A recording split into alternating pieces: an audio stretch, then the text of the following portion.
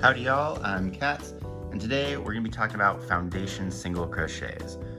What is a foundation single crochet?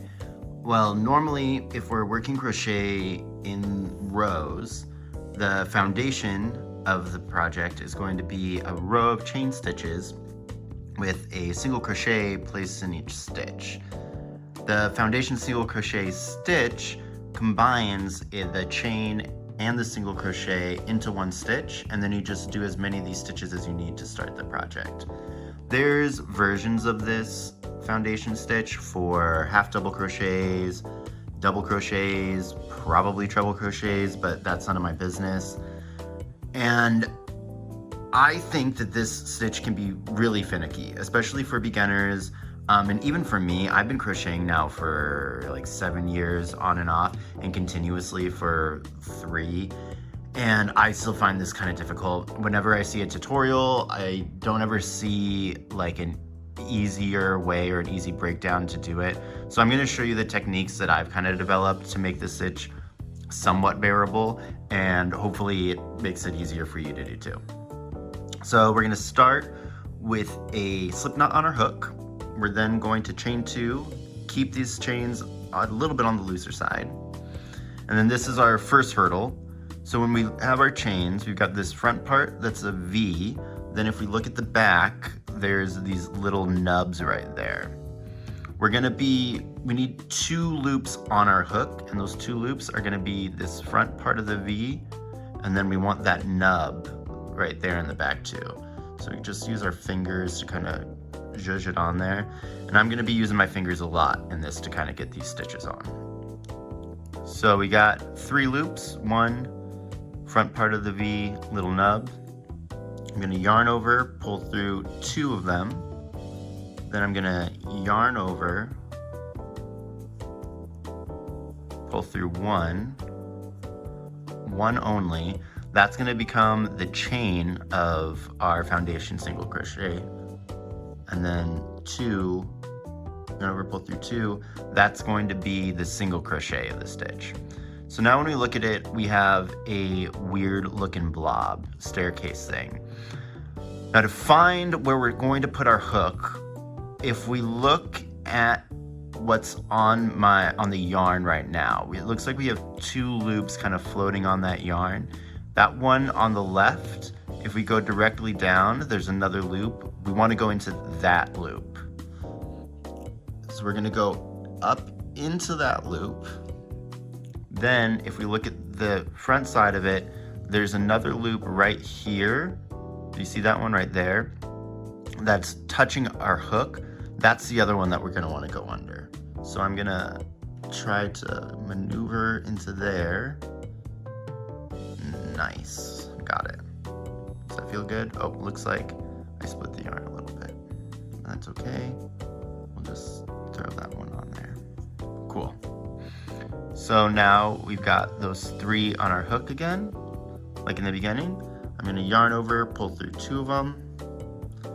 Yarn over, pull through 1. That's going to create the chain of the stitch. Then I'm going to yarn over, pull through 2. That's going to create the body of the stitch. And now it's a little bit more manageable, a little bit more easy to see. I got those 2 loops that are on my yarn. If I follow the left one, there's a loop right there. I'm going to go into that one. And then if I take this up, there's another loop right there that's touching my hook. That's to the left of it. I'm going to go into that one. That's the one that's kind of like tricky to get into, but again, just use your fingers. I'm going to go yarn over, pull through 2. We've got 2 on our hook. Yarn over, go through 1. That creates the chain. Yarn over, go through 2. That creates the single crochet. And then that's the pattern that we're going to follow. So let's do that one more time, kind of slow. So I got those 2 loops on the yarn. I'm going to follow the one on the left down into the stitch that I need. Then if I look up, this one right here that's touching, it's the one that looks like it's on top. Do you see how there's a stitch right there that is going underneath it? I want the one that's on top and touching my hook. So go in there, have the 3 in there, yarn over, pull through 2, yarn over, pull through 1 to create the chain, yarn over, pull through 2 to create the single crochet. Now, the main troubleshooting error that you're gonna have when we're doing this stitch is you're gonna think that like, okay, cool, so I'm just going through those 2 loops right there. I can just put my hook through, little resistance, and get in there, and I'm there. You're not, that's a lie. So if we look at where our hook has gone through this, just through the center of that. Let me pull it out and then show you what it would look like from the front. So we've just put our hook into there, which seems correct, right? Like we've got those 2 loops on it, but if we look really closely, we've picked up this 3rd loop over there. If I try to split this a little bit easier, use my fingers and kind of show you. Maybe not the best yarn for it. Let's see if I get up close. So if you look really close, there's the one that was on my hook. This is that one leg that we do want. And then in between here, let's pull you over, there's another loop. Do you see that? That other loop right there. We don't want that on the hook. That will screw up the rest of the stitch. Which is why I say just go through the one that we know and then turn it to the side, go through the other one that we know, and don't try to do it in a fluid motion. The people online that will do the tutorials will really highlight that we only want those 3 loops on the hook, which is good, but when you see them kind of shuttle in to the space, they're able to just go right on top of it. I've never been able to do that, and so this 2-step kind of up into under the stitch, under the next one is just the best way that I found to make sure that you're consistently doing it correctly and you don't have to undo your stitches to go and count, because this is already kind of a bear. Cool, so let's do this another time slow so we can see it. Got those 2 on the yarn, following the left one down, going up into there. Looking at the front, I got that one on top. That's the one I want to go through. Got the 3 on our hook. Yarn over, pull through 2. I have 2 on my hook. I'm going to yarn over, pull through 1. That's going to be the chain. Then I'm going to yarn over, pull through 2. That's going to be the single crochet. Another good way to make sure that we're doing everything right here is to think of it as like a 3 yarn overs, right? To make 1 stitch. So when we go in, we have yarn over 1. Ooh, kind of split that, it's okay.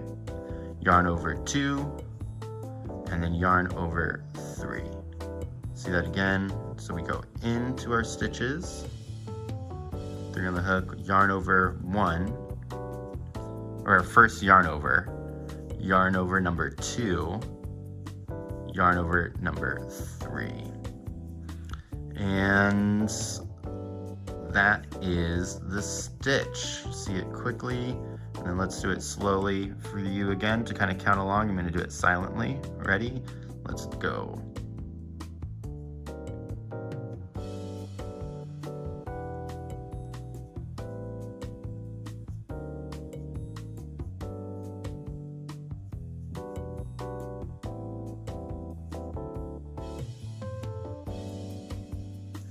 Cool. So we did it. One of the reasons that it's easier for me to do this right now is because I'm using a yarn, I think it's chunky weight. If soon as you do this with anything smaller, like a worsted or a DK, it's gonna get more difficult because the stitches are gonna be smaller and closer together. So just be aware of that.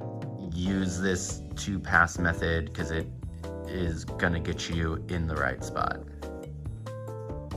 All right, so I'm gonna count these because I think this is probably good enough. Let's see how many we have. So if we're looking at our thing, on the top we got our V's. So 1, 2, 3, 4, 5, 6, 7, 8, 9, 10, 11, 12, 13.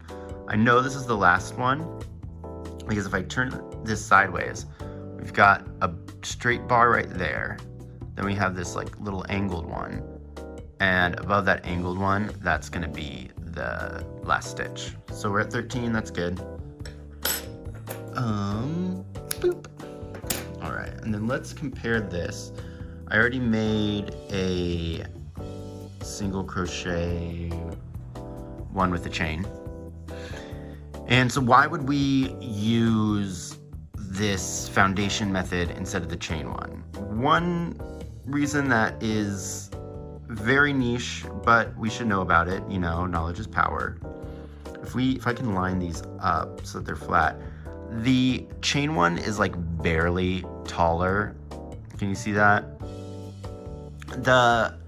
That's only really gonna matter if you're doing an applique kind of situation. If you're making something, you wanna sew it onto another piece that you've made and you need the stitches to line up perfectly, that foundation chain one is gonna work a lot better just because it's more true to size. But that's kind of a niche application.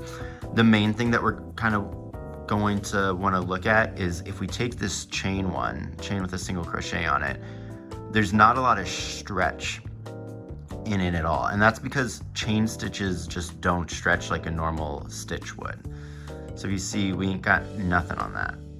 But with this foundation, we have so much stretch. It's gonna be pretty much the same amount of stretch as you would have in the piece with single crochets.